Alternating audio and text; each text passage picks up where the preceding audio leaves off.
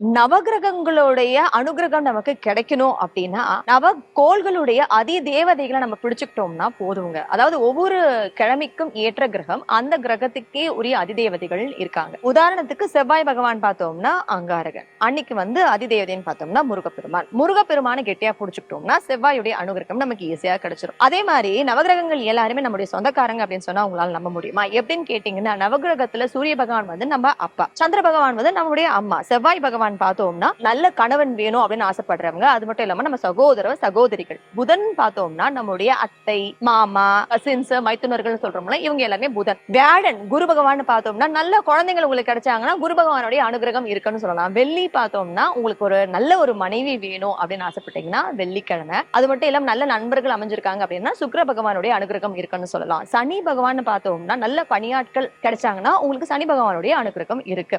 அதே மாதிரி ராகு பகவான் பார்த்தோம்னா நம்முடைய அப்பா வழி தாத்தா பாட்டி. அதே மாதிரி கேது பகவான் பார்த்தோம்னா உங்களுக்கு அம்மா வழி தாத்தா பாட்டி. இப்ப சொல்லுங்க, நம்ம நவகிரகங்கள் எல்லாமே நம்மளுடைய சொந்தக்காரங்க தானே?